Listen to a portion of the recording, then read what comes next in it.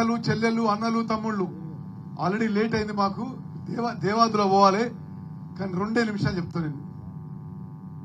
ఆంధ్రప్రదేశ్ కడుతున్న బంకచెర్ల ప్రాజెక్టుకి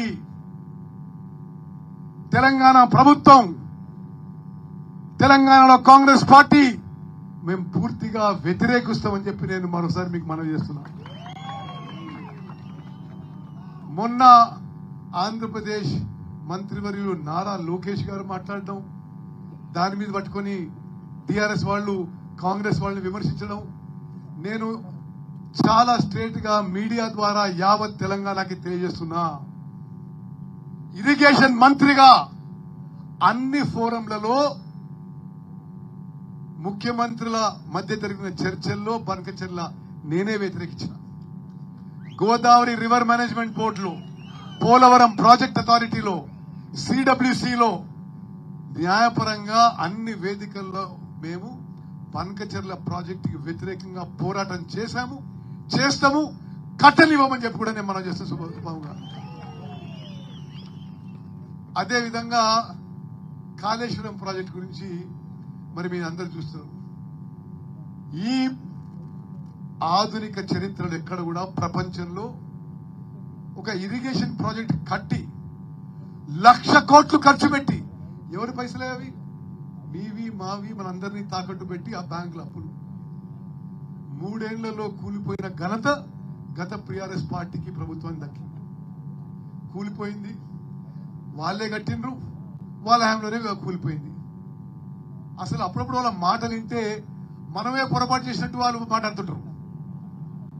వాళ్ళ టైంలోనే డిజైను, వాళ్ళ టైంలోనే నిర్మాణం, వాళ్ళ టైంలోనే జేబులు నింపుకోవడం, వాళ్ళ టైంలోనే కూలిపోవడం.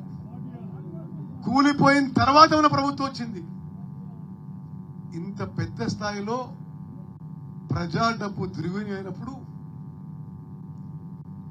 సామాన్య ప్రజానీకానికి మరి ఆ మ్యాండేట్ మాకుంది కాబట్టి ఒక సుప్రీంకోర్టు జడ్జి ద్వారా విచారణ చేయించినాం.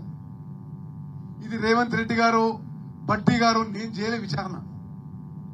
సుప్రీంకోర్టు జడ్జి పిసి ఘోష్ గారు వారి ద్వారా న్యాయ విచారణ చేయించినాం. ఆ జ్యుడిషియల్ ఎంక్వైరీలో ఏం జరిగింది? మొన్న రిపోర్ట్ నేను మీ అందరి ముందు ప్రెస్ మీట్ పెట్టిన, ప్రెజెంటేషన్ ఇచ్చిన. ఇది గత ప్రభుత్వంలో ఉన్న పెద్ద మనుషుల పొరపాటు వల్లనే, నిర్లక్ష్యం వల్లనే, అవినీతి వల్లనే కాళేశ్వరం ప్రాజెక్టు కూలిపోయిందని justice Ghosh judicial commission report ఇచ్చింది. నేను మళ్ళీ చెప్తున్నా, ఇది ఒక జ్యుడిషియల్ కమిషన్ రిపోర్ట్, ఒక జడ్జి ఇచ్చిన రిపోర్ట్. ఇది కాంగ్రెస్ పార్టీకి కానీ ముఖ్యమంత్రికో ఉప ముఖ్యమంత్రికో ఇరిగేషన్ మంత్రికి సంబంధం లేదు. వాళ్ళు అసలు జరిగింది ఏంది అని పరిశీలించి ఇంజనీర్లతో మాట్లాడి, అప్పుడు ముఖ్యమంత్రితో మాట్లాడి, ఇరిగేషన్ మంత్రితో మాట్లాడి, వాళ్ళే కూడా అన్ని విధాలుగా ఓపికతో వాళ్ళ వర్షన్ కూడా తీసుకొని ఇది పొరపాటు జరిగింది, నిర్లక్ష్యం జరిగింది, కొన్ని వేల కోట్ల రూపాయలు ప్రజాధనం దుర్వినియోగం అయిపోయిందని చెప్పి స్పష్టంగా జస్టిస్ ఘోష్ కమిషన్ ఆ జ్యుడిషియల్ కమిషన్ రిపోర్ట్ ఇస్తే మళ్ళీ ఏదో మా మీద ఎగబడుతున్నారు. ఈ వేదిక ద్వారా యావత్ తెలంగాణ ప్రజానీకానికి రైతులకు తెలియజేస్తున్నాం, జస్టిస్ ఘోష్ కమిషన్ రిపోర్ట్ ఒక జడ్జి ఇచ్చిన తీర్పు, వాళ్ళ వర్షన్ ఇచ్చిన తీర్పు.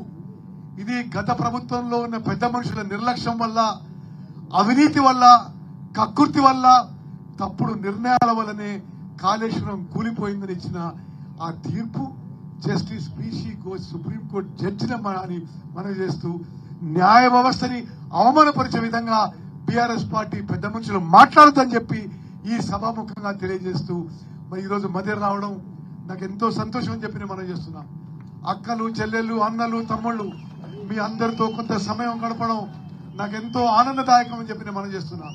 మరి భట్టి గారికి, ఇక్కడున్న ప్రతి కార్యకర్తకి నా అభినందన శుభాకాంక్షలు తెలియజేస్తూ, 1 సంవత్సరం లోపు ఈ జవహర్ లిఫ్ట్ ఎత్తిపోతల పథకం ప్రారంభానికి నేను, శ్రీనివాసరెడ్డి గారు, కోమటిరెడ్డి గారు, శ్రీహరి గారు వస్తామని చెప్పి మనం చేస్తూ ముగిస్తున్నాను. జై Hind. Thank you very much. మంత్రి గారికి హృదయపూర్వక ధన్యవాదాలు తెలియజేస్తూ ఈనాటి కార్యక్రమ ముఖ్య అతిథి మధిర నియోజకవర్గ ప్రజల మదిని తోచిన